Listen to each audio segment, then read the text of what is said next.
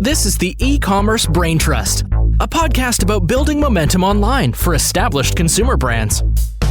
Join our hosts and their expert guests for high-level conversations about e-commerce strategies, trends, and innovations.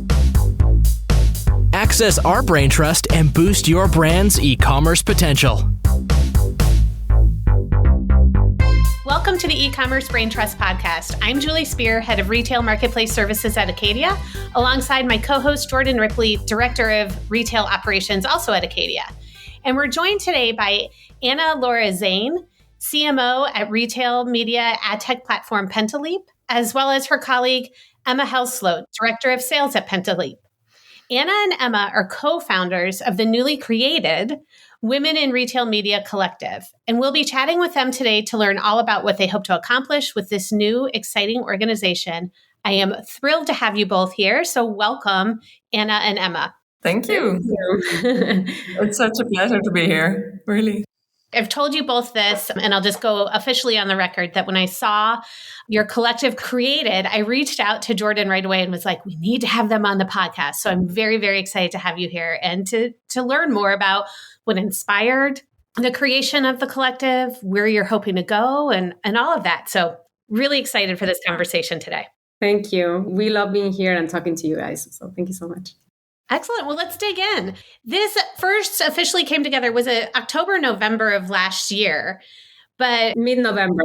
Okay. But in talking to you both, I know this is an idea that you've had for some time. Can you talk a little bit more about the origin story of the WRM? And was there a moment that triggered like, we need this, we need to do it now? Or have you always seen it as a need and it was just about the stars aligning and everything coming together to kick it off? Yeah, well, basically, I think this is something that I shared at NRF and we try to share with the members as well as they join. We hosted a dinner with Pentaleap actually over 1 year ago. And I'm a CMO, so I usually kind of like follow up with our sales team. And I asked, hey, how did it go? And they were like, yeah, it was very well attended. Everything went great, but look at this. And then I saw a picture and then it was all men in a dinner at NRF for retail media, right? So there's nothing wrong with that, but there is a small issue there, which is like, why didn't we have any women joining that dinner, right, at the table? So that kind of like sparked the conversation internally. And it's something that I personally experienced in my ad tech career. Sometimes I've been the only woman in leadership or in the room. So that was something that, it's kind of like an experience I had before, and I wanted to do something about it. And especially in retail media, I think there's a lot of space. We have a lot of great women leaders, especially in the US as well. But I think there's room for, we could do a lot better. So that's kind of like some of the background. But Emma, I think you can share more as well. Yeah.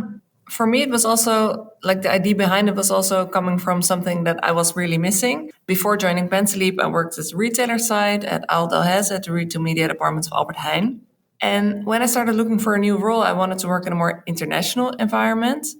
I really love networking and I had quite a good network, but I was missing the international connections to better understand the industry and its opportunities, because retail media in the Netherlands is still growing compared to the markets like the UK or Germany. So I just started reaching out to people on LinkedIn to learn more about that. And what stood out was that it was mostly women who supported me by sharing knowledge, getting on a call, giving advice, or connecting me to companies or opportunities. So that really made me realize how much women can lift each other up in this space. And at that time, something like the Women in Retail Media Collective would have been super helpful. So now with the retail media industry growing fast, it feels like the right time to build this network. Yeah, Ana Laura and I met last summer when I joined Pentaleap. Then we actually immediately had a connection. We started thinking about doing something for women in retail media. And then we decided we need to do something instead of just talking about it. And then, last November, we were just crazy enough to launch this initiative as a passion project next to our full-time jobs. And here we are. I'm curious. So, of course, you were colleagues, and so you had a working relationship. But Anna, you kind of mentioned this origin story, and I feel like I saw that photo on LinkedIn of like the famous dinner of all men. So it's like it certainly created a splash. Anna, were you the one once you sort of had this moment? Did you then go to Emma and you're like, oh, this is the perfect person to join me in this? Like, was it? Did you pitch her, or was it something that like was like boiling over, and you're like, we both need to do this? I think that's a great question. I think I was thinking about doing this for a while, but I don't know. You know, when you have that kind of like imposter syndrome or something. So I was like, I don't know. Yeah, but how? Yeah, but perhaps no. And then I think probably we discussed about, like we talked about it with Emma. And she's like, yeah, I was thinking about this. And that's when we were like, we have to do it. And it's very rewarding because, you know, we started working on this back in probably before September, I would say. And we've developed such a good relationship. It's very cool to see, you know, of course, we work together. We're in different teams at work, but I think this passion project really brought us together. And there's so much more we do actually at work because of this passion project. Yeah. So yeah, it's super nice. That's fun. Yeah. And we'll talk about the sort of already like organic groundswell behind this initiative later in the episode. But I am curious to get into the kind of framing up of your mission and goals for this. And I saw that there's on the side at least listed 3 key pillars of connect, grow, and lead. And I'm curious how you got to those as kind of the critical aspects that this org would serve, and maybe talking a little bit of like how you actually view those that connect, grow, and lead pillars. Yeah, so as you all know, or anyone who listens might know, the retail media industry is exploding in the coming 2 years. But at the same time, women's voices are still underrepresented. So there are male-only panels called manels. Reports. Heard that term. It's a good term to know, yeah. Oh, man. And reports with 90% male contributors. And from the retail media networks globally, only 30% are led by a woman. So there's a huge gap, but also a huge opportunity. And that's why we started a collective. And we really want to help shape the future of this industry by making sure women have a strong presence and a platform. And yeah, the response so far has shown that there's a real need in this market. And through the Women in Retail Media Collective, we focus on those 3 pillars: connect, grow, and lead. So we create a space through networking events for women to connect. We increase their exposure at events by getting more of our members on stage at conferences where we set up partnerships with. And we amplify their voices through the content that we're publishing. That's perfect. Yeah, I love how that's actually playing out, and like looking to see how that transpires this year. Yeah. Well, and like Jordan said, there's such a groundswell that has come from the start of the collective, and with that can come. There's so much you want to do. There's so much enthusiasm, so much excitement, which can lead to almost like shiny object syndrome, where you're looking at like, let's research this, let's do this event. This is what we're going to talk about. How are you prioritizing your focus? Because you both have big full-time jobs outside of this, and this is a massive undertaking with all the enthusiasm. How are you kind of channeling your focus? What are the immediate priorities you have in this first year? And that's actually a great question, because when we started this, we felt, like the main vision hasn't changed, but I think the different channels is something that we're like, okay, what is that will actually help and make an impact? And what is that perhaps is not that ideal? And I guess we presented some goals recently, but what we would love to accomplish is that by 2026, women represent 50% of speakers at retail media events and panel sessions. And we publish 50 articles or case studies authored by women in the industry to let their voice be heard. So basically, we will do this through content. We have a journal, so we have monthly Q&As with women in the industry. It's very interesting. We're not only focusing on women leaders, but also women that perhaps do not get that exposure just yet. You might have seen that usually, I think at events or panel sessions, even like podcasts, sometimes you get the usual suspects from retail media. So it's cool to have some variety and actually empower other women to have that space as well, right? That's one of the things. So through content, journals, newsletters, etc., that we're putting together, we want to make that happen, and also to tap into our partners because they have a large database and following. So we partner with, for instance, the FMCG guys and also Path to Purchase Institute. At NRF, we partner with them, but also StrataCash to be on stage and make sure we presented our goals and mission. So those are different initiatives. I don't want to forget any of the partners, but you can check the website. They're all there. They're all super helpful, including Sky and Pentaleap as well. And the other initiative that we're doing to accomplish this, and this is something I strongly believe in, is that through personal connections, you can drive business. So we didn't want this to be exclusively like, oh, we're just networking. I think it's cool to network, but also discuss retail media topics, right? Because otherwise, what's the point? And there's so many women that are very knowledgeable in the field as well. So we're hosting local events as well. So we hosted one in Minneapolis with our representative there. And then we are hosting another one in Berlin with Zalando. So these are local initiatives so we can connect in person with people, but also at flagship events like Cannes Lion or other big events, have a space there or work with our sponsors or partners so we can enable that space as well. This is a mix of digital and like in-person networking, but mostly through content and making sure we talk about retail media as well. So yeah. I like the emphasis on kind of on the personal and the human, though, when you're putting the partner profiles or the profiles of members that you're sharing monthly. That I think fosters such a much greater connection in general.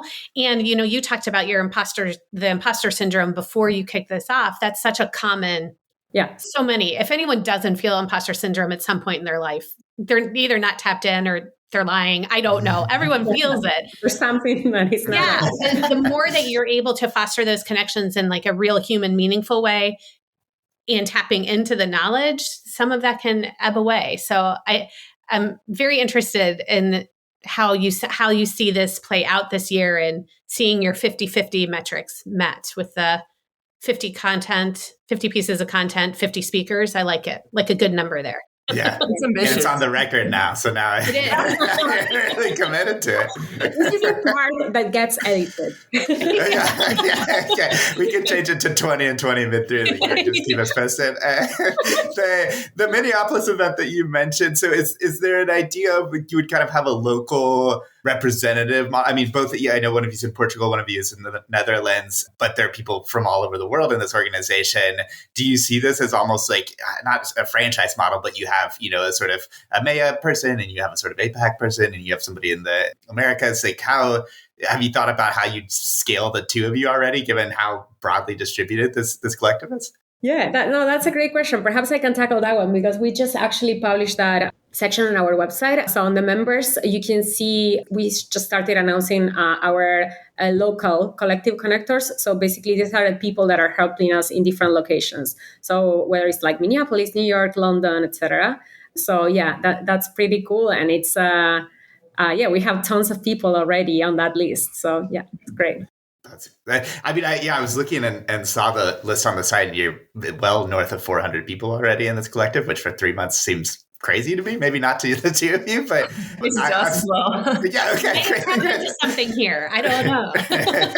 So yeah, again, that sort of idea of the organic groundswell behind this, clearly it was something that a lot of people were feeling, but maybe just not saying, or if they were saying, nobody was doing, right? And so I'm just wondering, you've had these 3 really successful months, and it's sort of riding the wave that is happening. Do you have ambitions of this like a several thousand person org? I'm curious. You're 3 months in, so I'm hesitant to ask what does 3 years ahead look like, but I'm going to ask it anyways. But do you have a sense of what this looks like in the long term?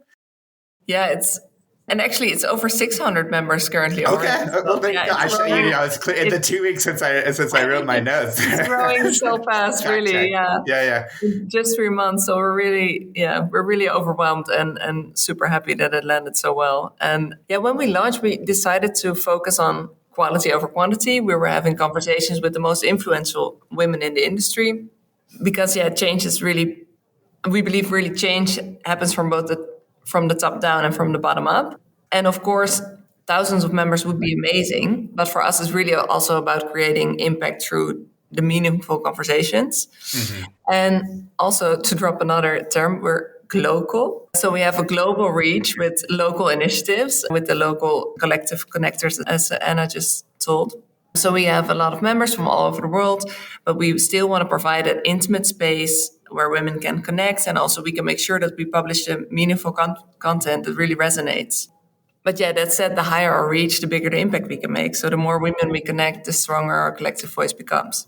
Yeah. So sort of trying to straddle that of get big, but get big in a meaningful way. Yeah. We wanted to get big, but it should still feel small. I think that's the most important thing for every member. It should feel small. Everyone needs to be able to open up about anything they're struggling with, or to find a new connection that can help you any kind of way. But the more members we have, the more helpful we could be. Yeah. What was that term? Global? Global. Global and local. Yeah. Global and local. Manel. Yeah. I like the new terminology. We need a little portmanteau buzzer that we can hit when Receiving a Retail Media Collective glossary. We'll add that to you need to add that to your page. You can add it to the show notes. Well, but maybe zooming out a bit, just, from purely the collective to the industry more broadly, because you spoke a lot about, the networking is important, but also the ability to educate people and, debate industry trends and that sort of thing. We spend a lot of time on this show making predictions, speculating on what's to come, trying to, stay pace with an industry that is changing by the hour, it seems like. So a broad question here, but I'm just wondering, as the two of you look at the various industry trends that we're seeing played out in retail and retail media, are there things that you feel like from the lens of the collective for WRM that feel particularly important, where it's like, we want to make sure our papers or our panels or things talk about these sort of trends or industry developments this year? I think there's something that it's like extremely interesting that's happening this year, and it's how potentially programmatic advertising playing a bigger role in fixing that fragmentation issue in retail media, and players like Microsoft and Google having, a bigger presence there. I think that will be probably more than what we're hearing right now, but we probably get these players more involved and those topics more discussed as well. There's one that I just thought about, but I think it's AI agents. There's like a lot of conversation around that now. I'm not extremely knowledgeable on that, but I'm very curious. So I've been reading a lot lately, and it's very cool. And the last one is something actually I discussed with your friend, Curie Masters, and it's something I'm super interested in, which is what's the kind of like career path of a head of retail media? Because basically, you have these merchants or like people more like with this commerce background, all of a sudden having to be publishers and know about ad tech. So I think, and also be kind of like on a B2B role, not a B2C role, right? So where it's you're a head of retail media, and actually as well, like you're in a marketing team of retail media network, and then you used to B2C and now you have to do B2B, So I think these are the kind of things that are really interesting, and the industry is growing a lot. Every single day there's a new retail media network. So like WH Smith, I think now they are all retail media network as well. So basically, these are the kind of things that I feel like are also going to be interesting to discuss and see how that's changing as the industry continues to evolve. So yeah. I love that. I love the deep dive. I talked to Carrie recently, and she mentioned she was talking to you about this, that I love the deep dive into the career paths. I think, we're in a space that it's not, you're not majoring in school in this. And what is the path? I think that people can have some really interesting journeys. And what is the path to leadership that we're seeing play out across retail media networks? What does it look like? As someone who has had an interesting career path, a non-direct career path, I love reading stories and understanding more about that in the industry as well. So I'll be paying close attention. Yeah, I think also there it's really important, and that's also the role of the collective, that women need to have examples of how your career in retail media could look like. Because if you're just starting in retail media, it's so important to have an example of what your career could look like in a few years. And especially if the industry is growing so fast, there becomes so many more opportunities for women just starting now and entering the field. And if we can showcase them how a career in retail media can look like, we can make them believe it could be a career for them as well. Absolutely. Absolutely. Well, on that, where can we tell people to look in terms of becoming involved in the collective, joining the collective directly, becoming involved in the research that you're doing? How would you recommend people go about connecting? Yeah, we're really inviting everyone who listens to get involved. If you're a woman in retail media, please join us and sign up via the website. And if you're an ally or a partner, you can help us create opportunities for women to lead and to speak by sharing our message with anyone who could be interested, or by organizing an event with us. So please get in touch. Follow us on LinkedIn, Women in Retail Media Collective, or our website, wrmcollective.com. So yeah, we're really hoping to see everyone at the collective. Excellent. We'll make sure we include those in the show notes as well, so it's easy for people to find you and get involved and get connected. This has been really such a fun conversation. It's been great talking to you both and learning more about kind of the origin story and where you're going, what you're focusing on, and just how we can all get involved. So thank you for taking the time to come and talk with us today. Thanks so much for inviting us and for having us. It was so fun. Absolutely. We'll have to connect maybe at the end of 2025 to see how we're tracking toward that 25 and 25, 50 and 50, whatever it might be. 75, 75. Who knows what the future is. And just see where the collective is in a full year's time. Yeah, that will be amazing. Really looking forward to what has happened by then. Yeah. Yes.